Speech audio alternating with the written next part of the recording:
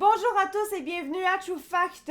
On sait il y a des sacs réutilisables qui sont écrits recyclables, mais qui ne le sont pas vraiment. En fait, ça en vont directement dans les dépotoirs. Eh bien, à cause de ça, il y a une action collective qui s'est faite au niveau du Canada.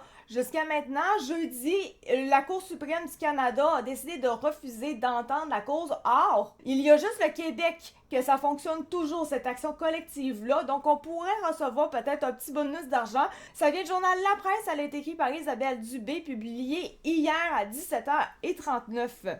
En fait, l'action collective qui est intentée par Sonia Cohen allègue tout simplement que les consommateurs ont été induits en erreur parce que c'est écrit comme étant recyclable sur ces sacs-là, alors que ce ne l'est pas. C'est vendu comme tel, mais le Canada ne les recycle pas et donc, en arrière de ça, c'est illégal, c'est une fausse représentation, c'est un faux marketing. Tu n'as pas le droit de vendre quelque chose en disant que c'est recyclable alors que ça ne l'est pas, puis c'est la raison pour laquelle les gens vont l'acheter en plus de prime abord. C'est illégal. Et donc, Madame Joey Zukran, qui est fondateur de la firme LPC Avocat, elle dit on croit que c'est intéressant la question de recycler des sacs et de l'environnement, que c'est une question d'importance nationale. Techniquement, c'est supposé. Mais la Cour suprême entend juste 5% des causes. Les statistiques ne sont pas en notre faveur, ce qui n'a aucun sens. Et là, c'est là qu'on sait que les sacs vont vraiment au dépotoir. En fait, l'histoire remonte à 2022 où Sonia Cohen, qui voit sur Facebook une publication de Tricenterie, un centre de tri au Québec, indique que les sacs réutilisables en vente dans différents commerces terminent leur vie dans les poubelles. Questionné précisément au sujet des sacs Dolorama, Tricenterie répond que ces sacs ne doivent pas être mis dans le bac de recyclage. Mais c'est carrément écrit « Je suis recyclable ». Depuis, Dolorama a changé son sac, mais à l'époque, on pouvait lire sur le sac que je suis réutilisable et recyclable. Il disait les deux, souligne justement Madame Joey Zukran. Mais dans le fond, Madame Joey Zukran, c'est un homme. C'est pour ça que tantôt, je voyais un monsieur je l'ai pas lu, j'étais comme, ça marche pas, poursuit-il. Mais dans le fond, c'est... Quand c'est ME, c'est bel et bien une madame et non un monsieur. Quand c'est monsieur, c'est MR. Je comprends pas. Je comprends pas. Ok, écoute, je vais dire monsieur maintenant, mais ça, c'est... Je suis fourré. L'avocat explique qu'en faisant une enquête, il a découvert que de nombreux magasins se livraient à la même pratique. Pour appuyer le dossier déposé initialement en 2022, la demande d'action collective cite un rapport du Centre international de référence sur le cycle de vie des produits, procédés et services qui conclut que même si ces sacs sont décrits comme recyclables, ils sont mis au rebut par les centres de tri. Le rapport analyse du cycle de vie des sacs d'emplettes au Québec a été préparé par le gouvernement du Québec, Québec. Et comme Monsieur Joey Zukran, il dit peut-être que ces sacs-là réellement sont recyclés quelque part dans le monde. Or, c'est pas le cas au Canada. Ils finissent aux poubelles. Et c'est là qu'est la problématique.